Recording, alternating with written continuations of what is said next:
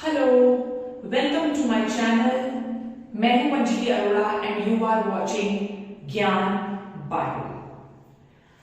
आज जो हम चैप्टर लेकर आए हैं वो है ज्योग्राफी का चैप्टर नंबर 2, क्लास 6 का चैप्टर नंबर 2, जो कि कहता है ग्लोब, लैटिट्यूड एंड लॉन्गिट्यूड।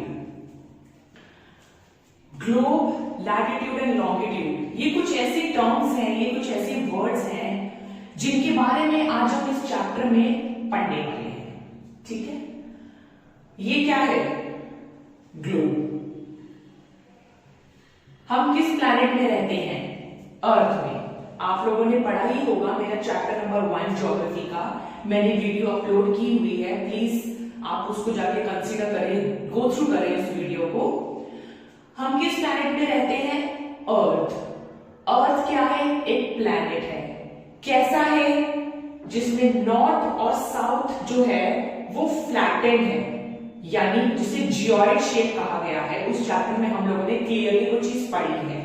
ठीक है, तो ये चीज हम लोगों ने क्या पढ़ी है? ये है एक ग्लोब। ये हमारा प्यारा सा है एक ग्लोब। अब इस ग्लोब में, हमारे अर्थ में क्या कुछ है, कैसे है, वो हम इस चैप्टर में आज पढ़ने वाले हैं। ठीक है, तो ये हमारा इस वीडियो का जो है वो बेसिक इंट्रो है, इंट्रोडक्शन वीडियो है, जिसमें मैं आपको थोड़ा सा इंट्रोडक्शन दूंगी कि इस चैप्टर में हम लोगों ने आगे क्या क्या पढ़ना है। ठीक है, तो सबसे पहले जो चैप्टर का नाम ही है वो हम थोड़ा बेसिक देख लेते हैं, लैटिट्यूड एंड लॉन्गिट्यूड। ठीक है, ये जो लॉन्ग है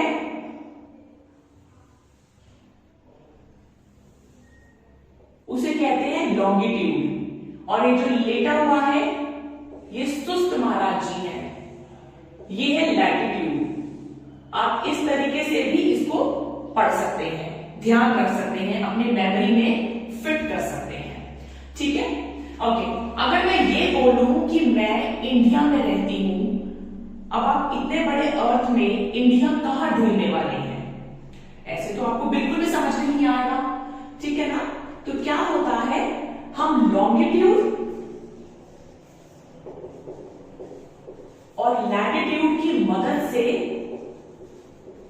हम अपना लोकेशन सर्च करते हैं, ढूंढते हैं। जहां पर भी ये लैटिट्यूड और लॉन्गिट्यूड मीट होता है, वो पर्टिकुलर पॉइंट जो है वो किसी भी XYZ लोकेशन को दर्शाता है। तो अगर मैं ये बोलूं कि मेरी लोकेशन या आपकी लोकेशन सिर्फ किसी एक के पॉइंट ऑफ व्यू से निकाली जाए तो वो पॉसिबल नहीं है। कोई भी एक लोकेशन को ढूंढने के लिए या समझने के लिए दोनों चीजें बराबरी में इंपॉर्टेंट हैं। तो मैं फिर से आपको एक बार ये चीज बताना चाहती हूं, जो लॉन्ग है वो लॉन्गिट्यूड, जो सुस्त है, जो लेटे हुए हैं, वो लैटिट्यूड। ठीक है, तो थोड़ा सा हम लोग देख लेते हैं इंडेक्स की, हम इस चैप्टर में क्या क्या आगे पढ़ने वाले हैं। एक्सिस क्या होता है, पोल्स क्या होता है, लैटिट्यूड एंड लॉन्गिट्यूड तो मैंने बेसिक बताया है, बट आगे उसको और अच्छे से हम लोग पढ़ेंगे। Important parallels of latitude. अब ये लैटिट्यूड है, बट इसमें से कौन सा इंपॉर्टेंट पैरेलल है उसके बारे में हम थोड़ा सा आगे इस चैप्टर में पढ़ेंगे। Heat zone of earth. अब हीट जोन ऑफ अर्थ का मतलब क्या हुआ? ये होते हैं पोल्स। अब जायज सी बात है, जो सनरेज हैं वो कौन से वाले एरिया में मैक्सिमम रहेंगी और कौन से वाले एरिया में कम रहेंगी, हम वो पढ़ने वाले हैं। लॉन्गिट्यूड क्या होता है, लॉन्गिट्यूड और टाइम के बीच का रिलेशन क्या होता है, और इंडियन स्टैंडर्ड टाइम, ये टॉपिक्स को हम कवर करेंगे स्टेप बाय स्टेप, आपके एनसीईआरटी के थ्रू आराम से समझते हुए, और एंड में हम लोग इस चैप्टर से रिलेटेड जितना भी क्वेश्चन का मटेरियल निकल पाएगा हम लोग वो देखने वाले हैं। ठीक है, so let's start the video. अब हम ये चैप्टर स्टार्ट करने जा रहे हैं।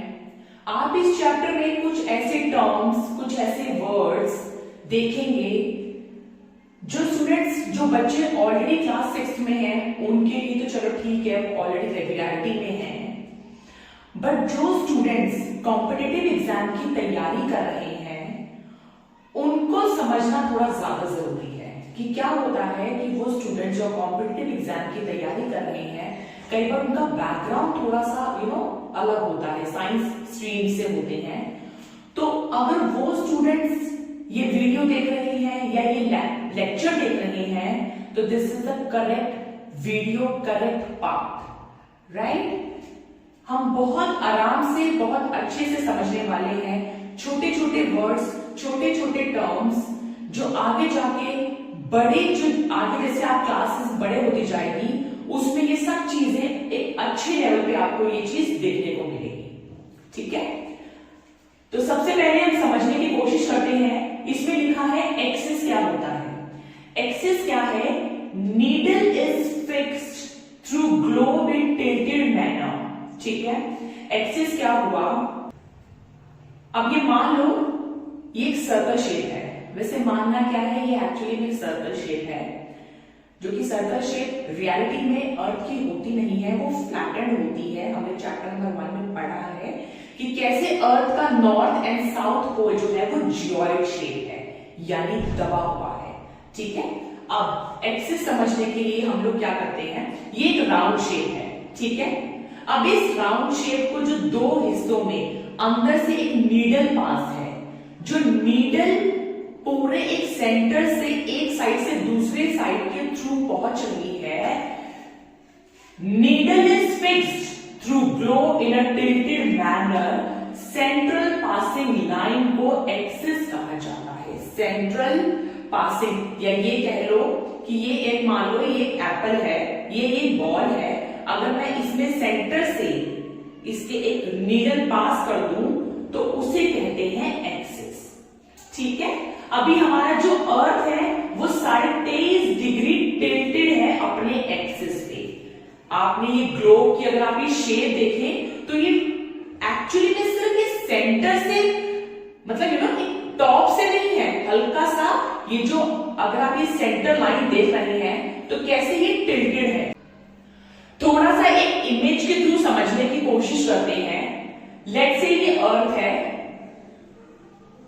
तो ये जो साउथ और नॉर्थ का जो एक्सिस है वो बेसिकली हल्का सा टिल्टेड है, यानी कुछ इस तरीके से है, ठीक है। 23.5 डिग्री टिल्टेड है अपने एक्सिस पे। अभी पोल्स क्या होता है? 2 पोल points on the globe through which needle passes are the 2 poles। अब ये नीडल मान लो ये पास हुई है, तो ये जो नीडल का जो ये ऊपर वाला और ये जो नीचे वाला हिस्सा है उसे पोल्स कहते हैं, यानी ऊपर का जो है वो नॉर्थ पोल, नीचे का जो है वो है साउथ पोल, ठीक है। इस इमेज के थ्रू समझने की कोशिश करें। लेट्स से ये अर्थ है। अब डायरेक्शन अगर आपको आती है तो जो ऊपर वाला है वो नॉर्थ है, नीचे वाला है जो साउथ है। जहां से सन रेज होता है वो ईस्ट डायरेक्शन एंड दूसरे वाला है वेस्ट डायरेक्शन, ठीक है। अभी जो हम लोग नेक्स्ट टॉपिक पढ़ने वाले हैं या नेक्स्ट टर्म के बारे में पढ़ने वाले हैं वो है इक्वेटर। अब थोड़ा सा कुछ चीजें ध्यान से समझें। ये क्या है? ये एक ग्लोब है, हमारा अर्थ है। एक्चुअली में ये अर्थ नहीं है, बट उसका ये मिलता जुलता बनाया गया है जिसे रेप्लिका कहा जाता है, ठीक है। अब क्या है, जितना भी ये जो लॉन्ग लॉन्गिट्यूड, लेटे हुए लाइंस लैटिट्यूड, या ये जो हम जो अब इक्वेटर पढ़ने वाले हैं, ये एक्चुअली में एग्जिस्ट नहीं करते हैं। ये सिर्फ इमेजिनरी लाइंस हैं जो सिर्फ समझाने में काम आती हैं, बट एक्चुअली में आप कभी हमारा अर्थ जो है, रियलिटी में जो अर्थ है उसमें थोड़ी ना ऐसे लॉन्गिट्यूड, लैटिट्यूड या जो सेंटर का जो भी हम पार्ट कट होता है, इक्वेटर जो हम पढ़ेंगे वो एक्चुअली थोड़ी ना लाइंस ड्रॉ है। रियलिटी में कुछ भी नहीं है उसपे।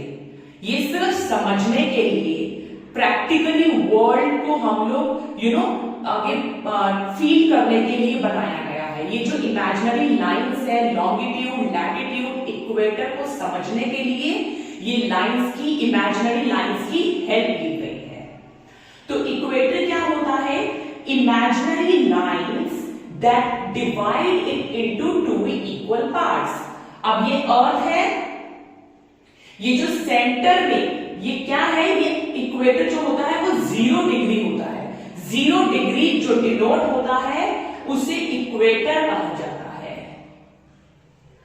अब जो ऊपर वाला पोर्शन हुआ वो नदर्न हेमिस्फीयर हुआ या नॉर्थ वाला पार्ट हुआ, और ये जो नीचे वाला पार्ट हुआ वो सदर्न पार्ट हुआ, यानी सदर्न हेमिस्फीयर। ठीक है, अभी क्या है कि all parallel circles from the equator up to the poles are called parallels of latitude। ये समझने वाला पॉइंट है। लेटे लेटे लैटिट्यूड,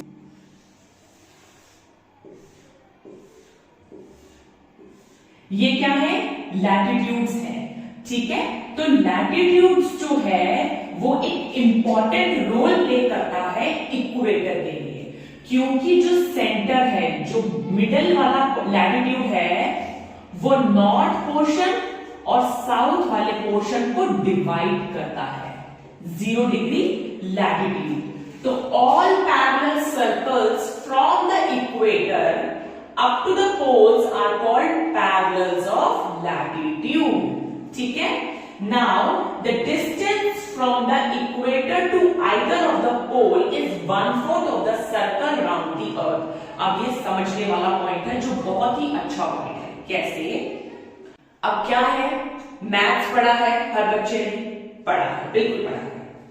मैथ्स में अगर हम एक सर्कल का पूरा हम जो डिग्री हम कैलकुलेट करना चाहें तो पूरा जो सर्कल है वो 360 डिग्री बताता है। ठीक है, अगर मैं यही इसको पूरा हाफ कर दूं, ठीक है, यानी एक मैं आपको एक एक्टिविटी देती हूं। आप एक धागा लीजिए, थ्रेड लीजिए और इस पूरे के पूरे सर्कल को कवर करने की कोशिश करिए। ठीक है, 360 हो गया। 360 को अब मैं इसको 50% यानी इसका हाफ ऑफ द पोर्शन को कैलकुलेट करूं तो कितना हो गया? 180। और 180 को अगर मैं उसका भी अगर हाफ करूं तो वो होता है 90।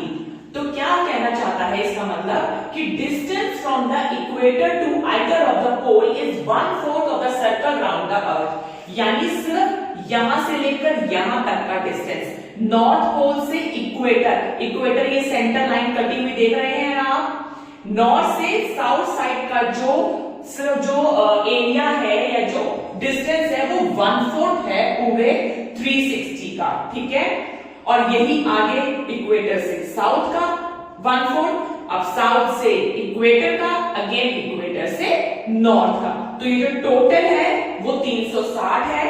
तो 360 का 1/4 हुआ 90 डिग्री, यानी इक्वेटर से आइदर ऑफ द पोल का जो डिस्टेंस है, और जो 90 डिग्री नॉर्थ लैटिट्यूड है उसे नॉर्थ पोल कहा जाता है, 90 डिग्री साउथ लैटिट्यूड है उसे साउथ पोल कहा जाता है।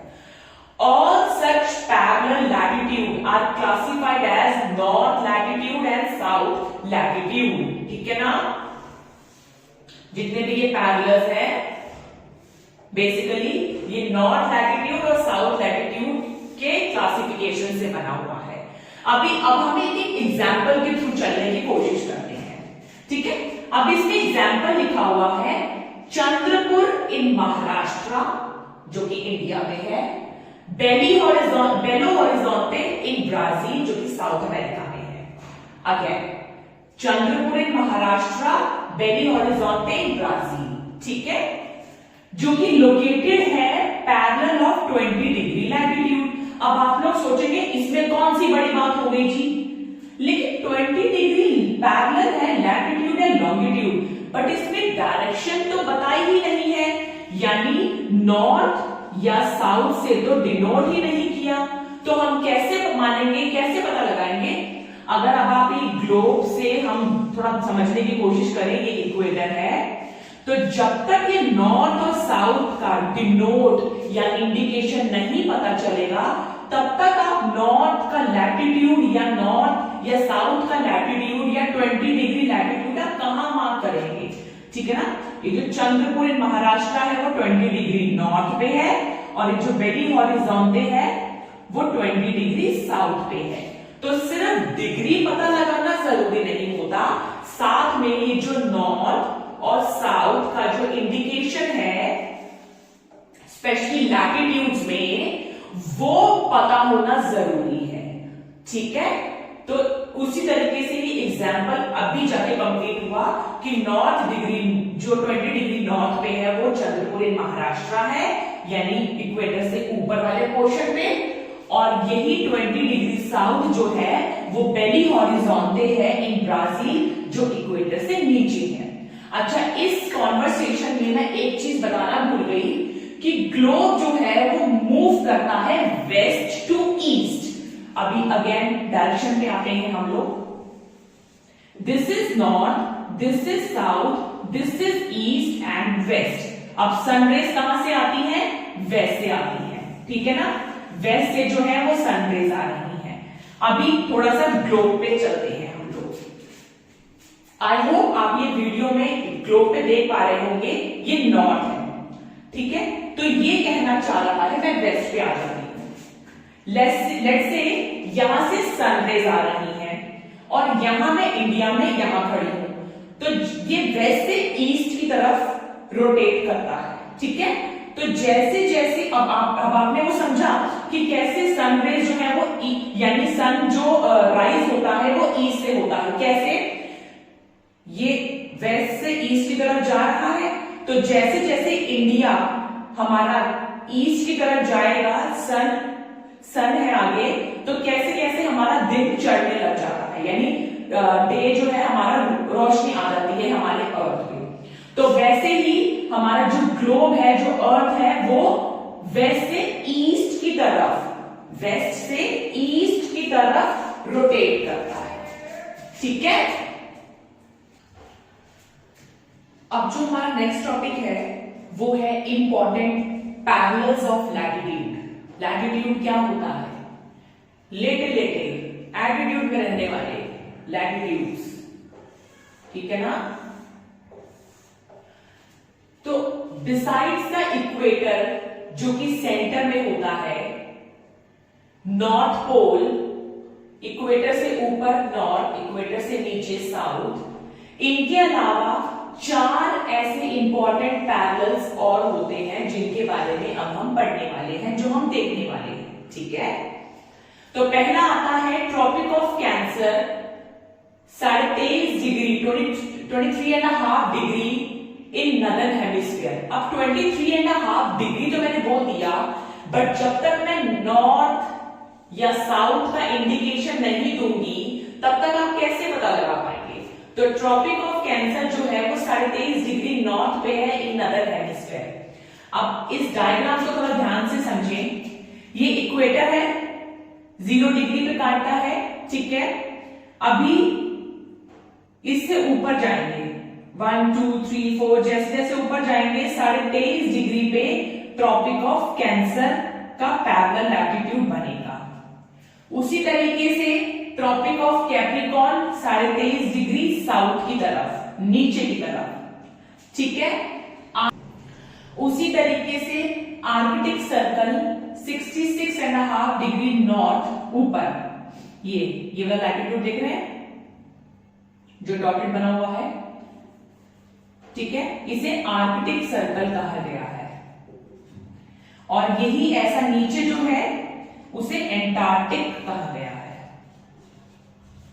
66.5 साउथ की तरफ, ठीक है। अभी ये तो हमने पढ़ लिया कि ये कुछ इंपॉर्टेंट पैरेलल्स हैं हमारे, ठीक है। अभी यहां से लेकर 23.5 डिग्री नॉर्थ से लेकर 23.5 डिग्री साउथ का जो पोर्शन है उसे टॉरिड जोन कहा गया है, टॉरिड जोन, ठीक है। और यही जो ऊपर वाला पोर्शन है, जो ब्लू मार्क है, उसे फ्रिजिड जोन कहा गया है।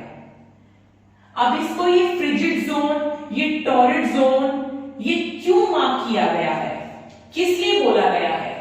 क्योंकि इसमें जो जो सन की रेज है उसका जो अमाउंट है उसकी वजह से इसे टॉरिड जोन और फ्रिजिड जोन कहा गया है। अब जो हम नेक्स्ट टॉपिक में है वो हीट जोन के बारे में ही पढ़ने वाले हैं। हमारा जो नेक्स्ट टॉपिक है वो है हीट जोन्स ऑफ द अर्थ। हमने इससे पहले वाले टॉपिक में पढ़ा था four important parallels of the latitude. उसको हमने यानी उन चार हमने इंपॉर्टेंट पैरेलल्स लैटिट्यूड को इतनी इंपॉर्टेंस क्यों दी?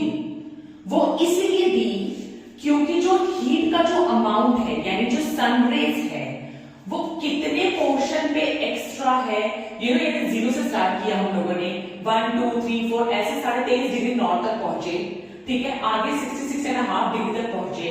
तो किस एरिया में ज्यादा हीट का अमाउंट है, सनरेज का हीट का अमाउंट है, उसी जोन्स को कैटेगराइज करते हुए हमने उन इंपॉर्टेंट पैरेलल्स को इतनी महत्वता दी। बट अभी क्या है, हम लोग हीट जोन पढ़ने वाले हैं। हीट जोन क्या होता है? जैसे मान लो ये अर्थ है और ये है सन, ठीक है, सनरेज आ रही है। अब किस पोर्शन पे, किस पार्ट पे मैक्सिमम सनरेज रिसीव होंगी, हम लोग वो पढ़ने वाले हैं, ठीक है। तो अब आप ये डायग्राम वैसे तो मैंने बनाने की कोशिश की है, बट आप इमेज के थ्रू भी देख पा रहे होंगे, ये आपकी एनसीईआरटी में भी मेंशन है।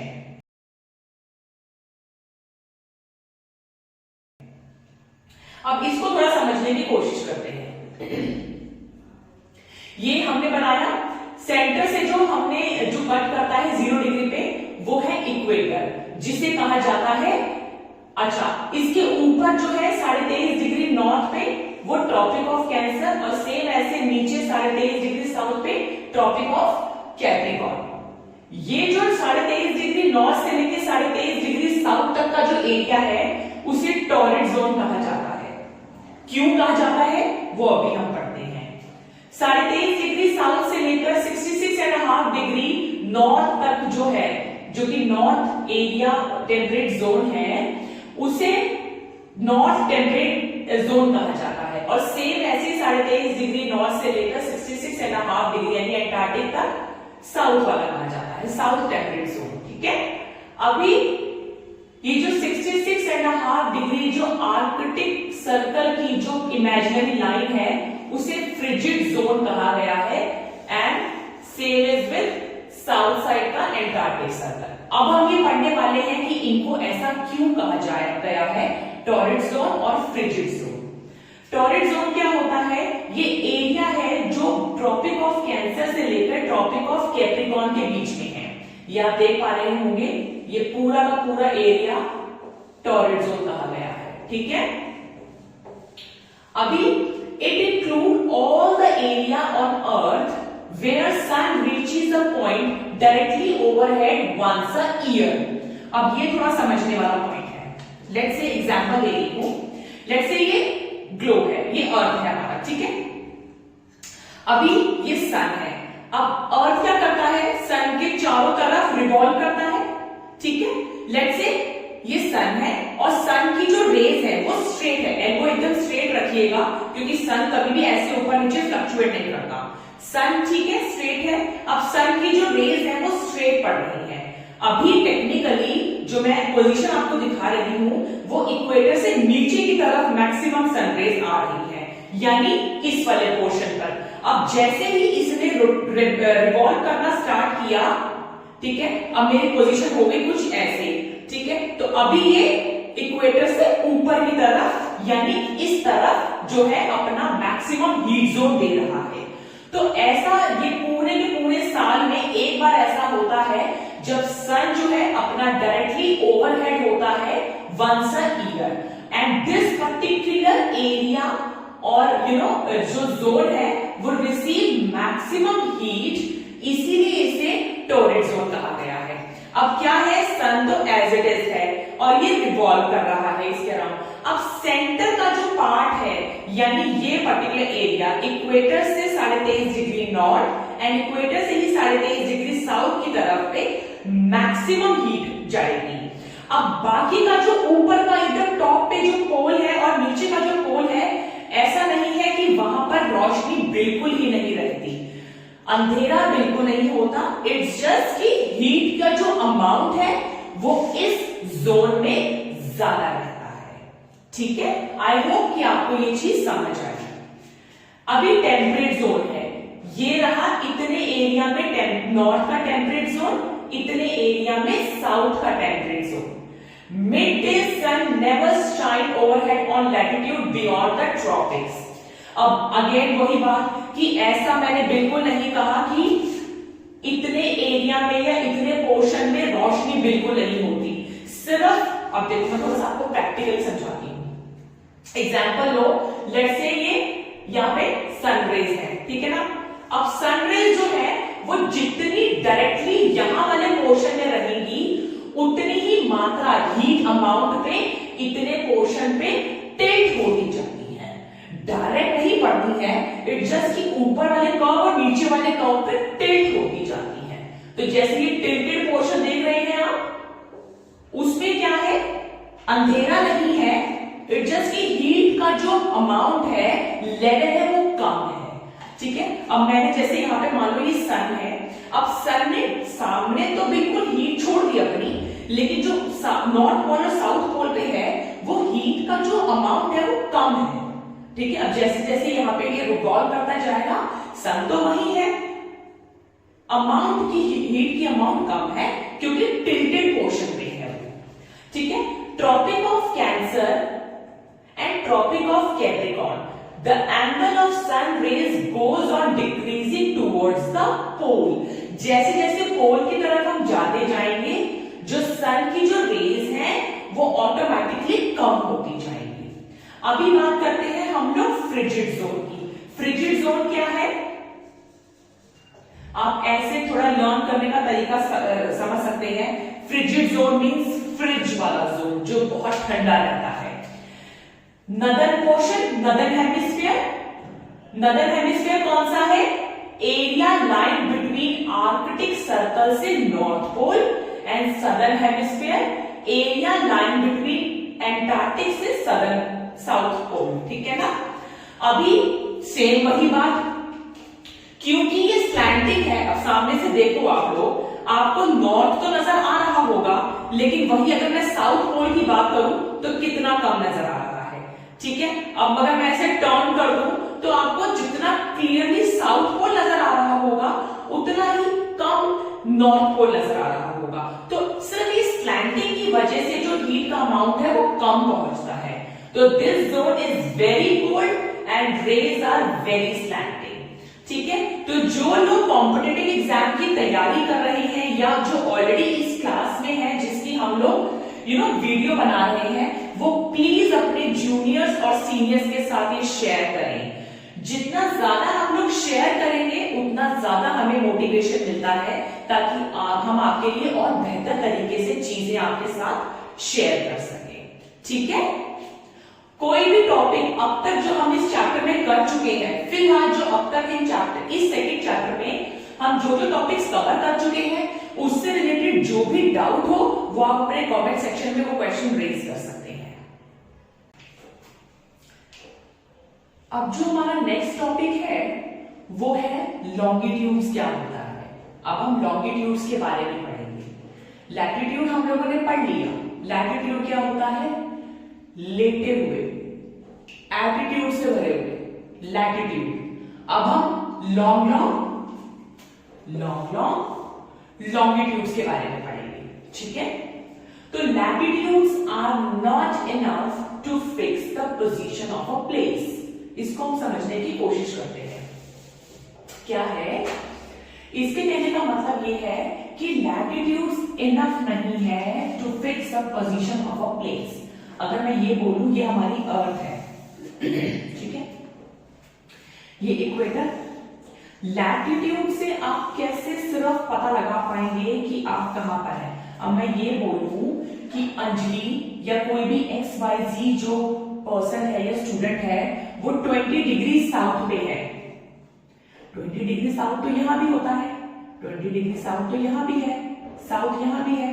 तो सिर्फ लैटिट्यूड की मदद से हम किसी भी पोजीशन को फिक्स प्लेस पे रिकॉग्नाइज नहीं कर सकते।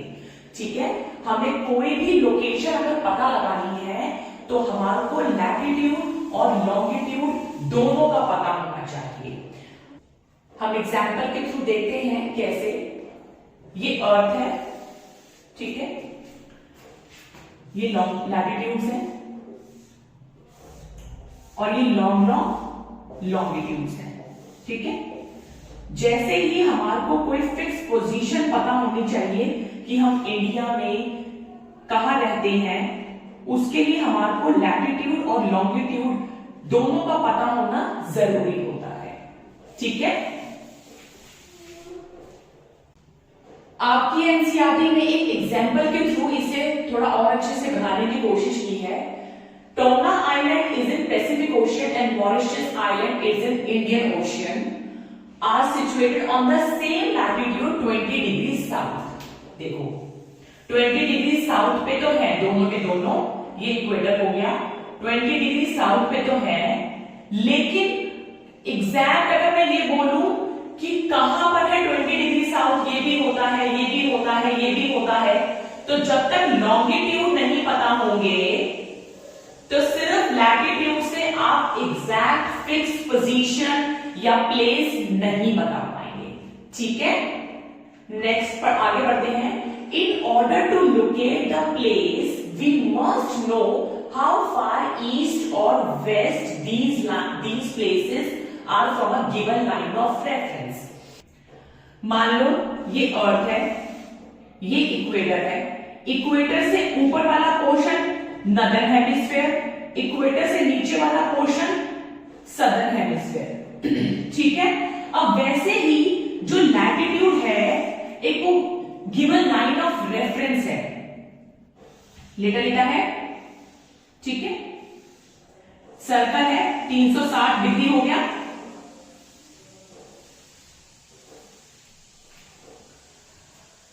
जो गिवन लाइन ऑफ रेफरेंस के इस तरफ जाएंगे तो वो वेस्टर्न हेमिस्फीयर हो गया और लाइन के इधर जाएंगे तो वो ईस्टर्न हेमिस्फीयर हो गया।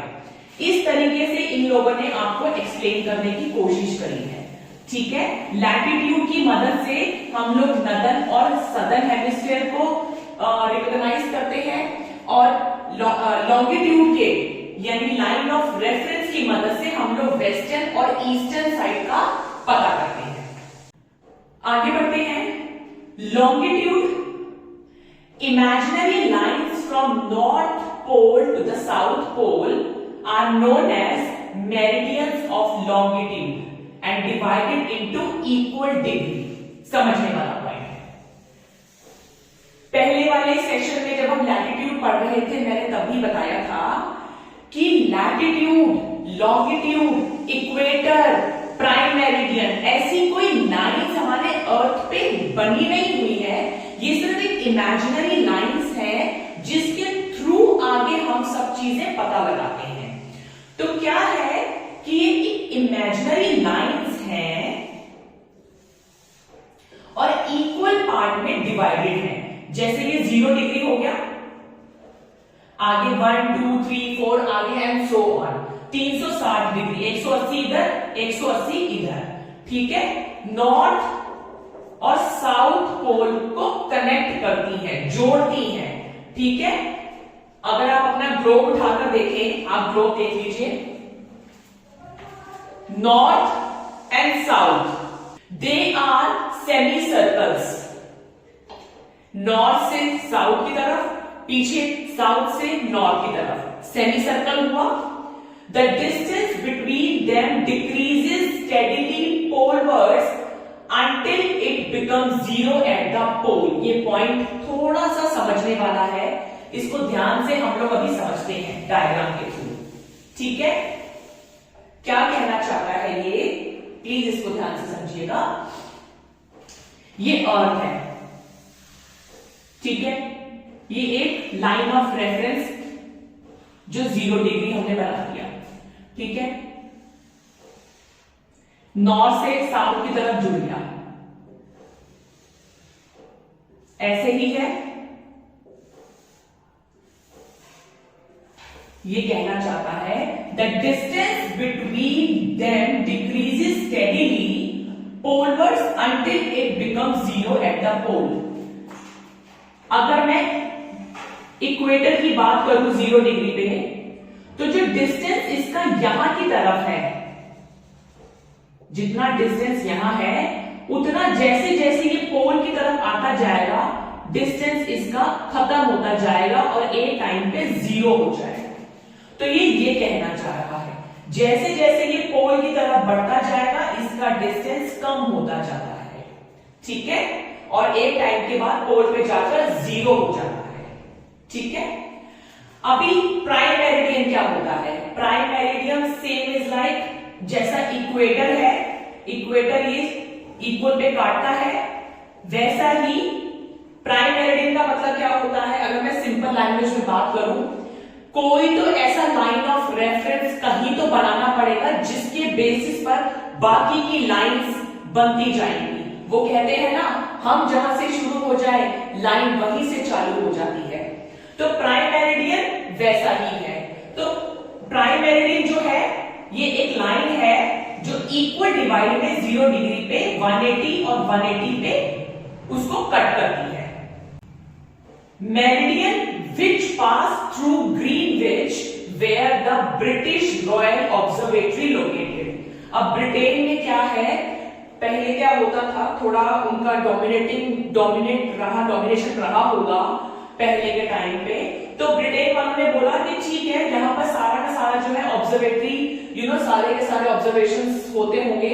तो उन्होंने ब्रिटेन वालों ने बोला कि ठीक है, हमारे यहीं से जो है ग्रीनविच या प्राइम मेरिडियन हम लोग पास करेंगे। तो ब्रिटेन में है बेसिकली ये जो प्राइम मेरिडियन है वहीं से ही पास होती है प्राइम मेरिडियन, और उसके बाद ही आगे 180 वेस्ट और 180 ईस्ट बनाती है।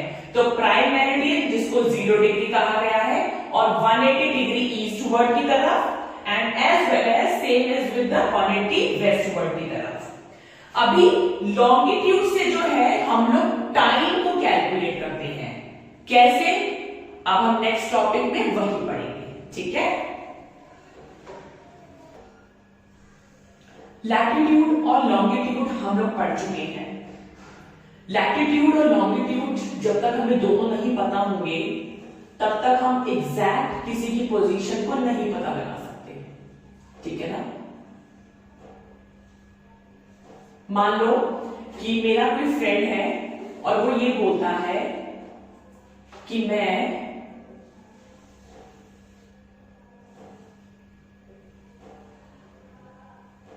20 डिग्री साउथ पे हूं। 20 डिग्री साउथ तो ये पूरा हो गया, ठीक है, लेकिन 2 डिग्री वेस्ट लॉन्गिट्यूड पे हूं।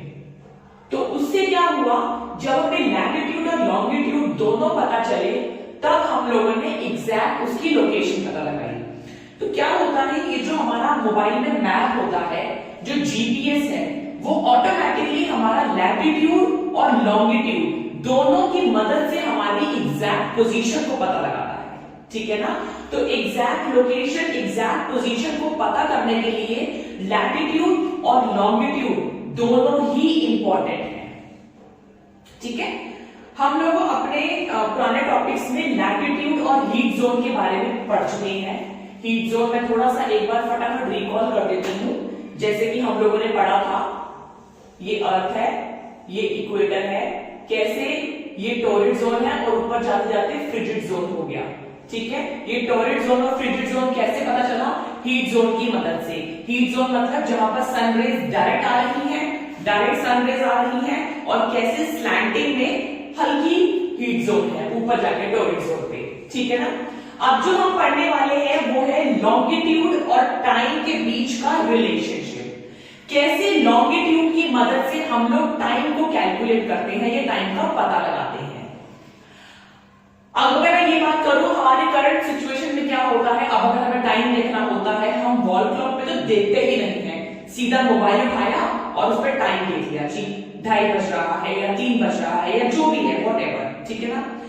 जब तक फोन का ट्रेंड नहीं था, थोड़ा सा पहले चले जाओ, तो पुराने टाइम पे लोग क्या करते थे, वॉल क्लॉक की तरह देखते थे कि दीवार पर घड़ी है, उसमें देखा जी टाइम। लेकिन जब और पहले चले जब वॉल क्लॉक भी नहीं होती थी तब टाइम का कैसे पता चलता था कि टाइम क्या हो रहा है? तो क्या होता है कि शैडो, अब सनरेज आई, शैडो की मदद से पहले जो है वो टाइम का कैलकुलेशन होता था। जब दोपहर के 12 बज रहे होते हैं तब सबसे शॉर्टेस्ट शैडो बनती है हमारी, और सनराइज और सनसेट के टाइम पे लॉन्गेस्ट शैडो बनती है हमारी। ये ध्यान से सुनिएगा, दोपहर के 12 बजे सबसे शॉर्टेस्ट हमारी शैडो बनती है और सनराइज और सनसेट के टाइम पे सबसे लॉन्गेस्ट शैडो बनती है। उसी की मदद से पहले के टाइम पे टाइम का कैलकुलेशन या अंदाजा लगाया जाता था। तो movement of the earth, the moon and the planet की मदद से हमारा टाइम को कैलकुलेशन होता था। कैसे? सनरेज आया, ये हमारा अर्थ है, अब एग्जाम्पल के थ्रू समझाते हैं। ये हमारा सन है और ये रोटेट करते करते सन के अराउंड रिवॉल्व कर रहा है। तो जैसे जैसे सनरेज हुआ और हमारा जो ये वेस्ट, मैंने पहले भी बताया था अर्थ कैसे रोटेट करता है, वेस्ट से ईस्ट की तरफ, ठीक है ना, वेस्ट से ईस्ट की तरफ। अब ये रहा सन, यहां से आ रही है सनरेज, तो जो यहां वाली पोजीशन का जो लोकेशन है वो हो रहा है रात के 12, ठीक है, और यहां पर जो सनरेज है वहां पर दिन का टाइम है। जैसे जैसे, अब मैं इंडिया का एग्जांपल लेती हूँ, मान लो यहाँ पे सनरेज है, ठीक है, ये दिन का टाइम हो गया। अब जैसे जैसे यहाँ पर है रात का, जैसे जैसे ये वेस्ट से ईस्ट की तरफ बढ़ता जाएगा तो सनरेज अब यहाँ वाले लोगों पर आएगी और इंडिया चला गया पीछे, यानी इंडिया में हो गई रात। तो इस तरीके से पहले के टाइम पे जो है वो टाइम का पता चलता था with the help of the sun, moon and the planet. Planet means हमारा अर्थ कैसे रोटेट करता है, ठीक है। पहले भी बता चुके हैं, time is decided by the movement of the earth and the earth rotate from west to east, west to east, ठीक है ना। अब थोड़ा सा हम लोग कैलकुलेशन मोड पे आ जाते हैं, कैलकुलेशन के पॉइंट ऑफ व्यू से चलते हैं, ठीक है। अर्थ रोटेट, अर्थ का जो पूरा है रोटेट करता है 360 डिग्री पे, 360 डिग्री घूमता है 24 घंटे के अंदर। तो 360 डिवाइडेड बाय 24, तो 15 डिग्री घूमा 1 घंटे के अंदर, 15 डिग्री घूमा 1 घंटे के अंदर। और जैसे ही अगर हमें 1 डिग्री कैलकुलेट करना है तो 1 घंटे में 60 पॉइंट में 15, 1 डिग्री आ गया हमारा 4 मिनट, यानी 1 डिग्री जो है, लॉन्गिट्यूड की बात करते हैं, 1 डिग्री जो है सिर्फ वो 4 मिनट के अंदर मूव हुआ, ठीक है। अभी standard time basically 4 degree move हुआ। अभी हम लोग एग्जाम्पल के थ्रू पता करते हैं। अभी ये जो ग्रीनविच है वो यूके से, ब्रिटेन से होता है, ठीक है। एग्जाम्पल ये रहा मेरा ब्रिटेन, थोड़ा सा आप भी देख पा रहे होंगे, ये इंडिया है और इंडिया से पहले यहां पर ब्रिटेन है, ठीक है। लेट्स से ब्रिटेन में अभी रात के 12 बज रहे हैं, ठीक है। तो 15 डिग्री 1 घंटे में घूमा, तो जो भी डायरेक्शन ब्रिटेन से ईस्ट की तरफ होगी, ईस्ट की तरफ, ये हुआ वेस्ट, ये हुआ ईस्ट, तो जो भी डायरेक्शन, जो भी लोकेशंस ब्रिटेन से ईस्ट की तरफ होगी, तो 15 डिग्री, अगर मैं ये बोलूं कि मैं आपको एक एग्जांपल के थ्रू समझाने के लिए, या मैं आपको एक क्वेश्चन पुट करती हूं आपके आगे कि 15 डिग्री जो आगे वाली लोकेशन है वो 1 घंटे में बेसिकली 15 डिग्री एन आवर, तो जो भी लोकेशन ईस्ट की तरफ है 15 डिग्री, उसका जो टाइम, जो डिफरेंस है वो 1 घंटा आगे रहेगा, ठीक है ना। तो ब्रिटेन का हुआ रात के 12, तो जो 15 डिग्री ईस्ट की तरफ होंगी वहां पे रात का 1 बज रहा होगा, ठीक है। आई होप ये डिग्री और ये टाइम का कैलकुलेशन आपको थोड़ा सा समझ आया। मैं फिर से रिपीट कर देती हूं। एग्जाम्पल है ये जो ग्रीनविच जो कि ब्रिटेन से निकलती है, अब हमने एग्जाम्पल के थ्रू क्या समझा कि जो 1 घंटे में 15 डिग्री है, यानी 15 डिग्री 1 घंटे में मूव कर रहा है, रोटेट कर रहा है। अब ब्रिटेन में मान लो रात के 12 बज रहा है, तो जो भी लोकेशन या प्लेसेस ब्रिटेन से ईस्ट की तरफ होंगी, यानी वेस्ट से ईस्ट की तरफ घूमेगी, तो 15 डिग्री यानी 1 घंटा वो लोकेशन आगे का टाइम स्लॉट लेकर चलेगी। ठीक है, अभी क्या होता है, हाँ थोड़ा सा ये समझने की कोशिश करते हैं। अब हमारा इंडिया ही मान लो, इंडिया मान लो, जो कि इस कुछ ऐसे ही बना हुआ है। ठीक है, अब ये यहां से लेकर टिल यहां तक मैंने बोला कि 15 डिग्री 1 घंटे में रोटेट करता है।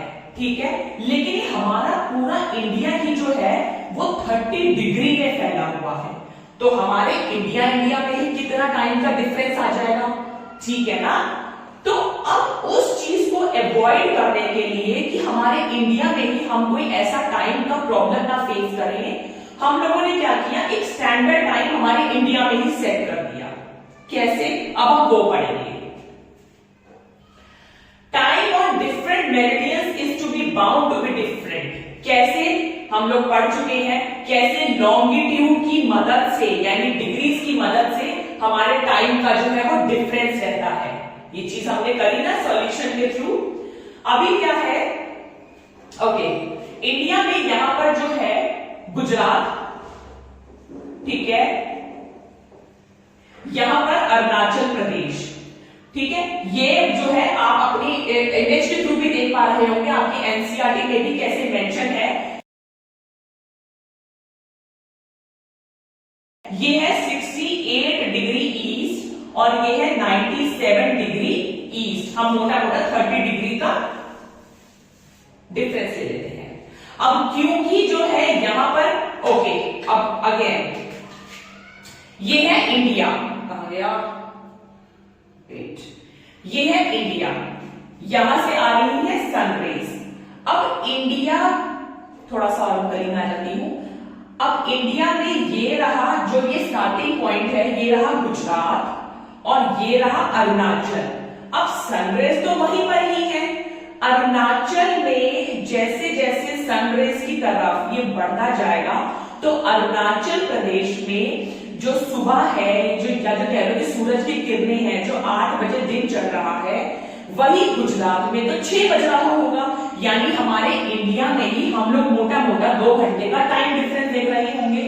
तो वो टाइम डिफरेंस ना हो, या हम लोग ऐसी कोई प्रॉब्लम ना फेस कर पाए, या ये कह लो कि जब हम कभी बुकिंग करवा रहे हो अपने रेलवेज की या एरोप्लेन की, हम अपनी फ्लाइट टिकट बुक करवा रहे हो, तो जब टाइम डिफरेंस रहेगा तो हम कैसे बुकिंग करवाएंगे।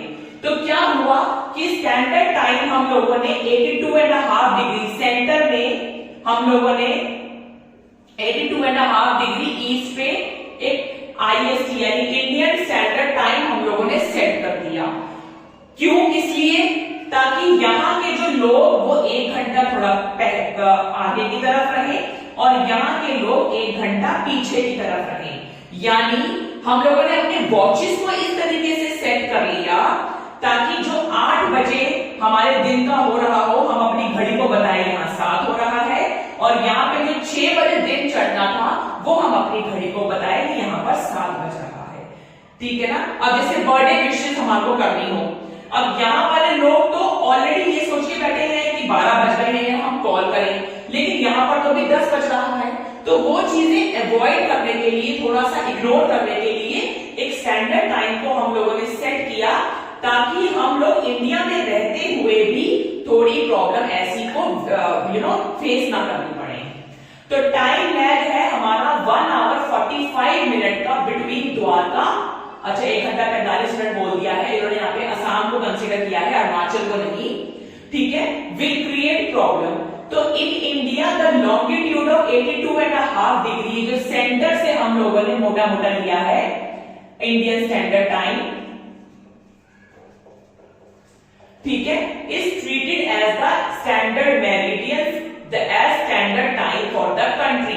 हमने पूरे अपने इंडिया का ही 82.5 पे एक ऐसा टाइम सेट कर लिया है ताकि ईस्ट और वेस्ट जो 30 डिग्री पे हमारा पूरा इंडिया समाया हुआ है वो चीज हमारा टाइम डिफरेंस हम लोग ये चीज फेस ना करें।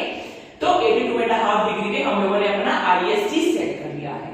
तो इसी के साथ हमारा ये चैप्टर आज फिनिश हुआ है।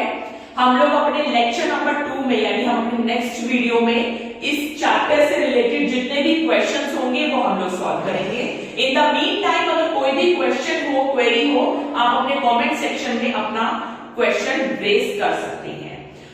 ये वीडियो, ये चैप्टर्स या मेरे चैनल को अपने सीनियर्स और जूनियर्स के साथ शेयर करें ताकि जो ऑलरेडी स्टूडेंट 6th क्लास में है या जो कॉम्पिटिटिव एग्जाम की तैयारी के लिए इस समय एंटर कर रहे हैं या एंटर करने का प्लान कर रहे हैं, तो बेसिक से स्टार्ट करना बहुत जरूरी है। जब तक बेसिक क्लियर नहीं होगा हम लोग आगे आने वाले लेवल्स पे अटैक यानी उस चीज को नहीं पकड़ पाएंगे, नहीं समझ पाएंगे।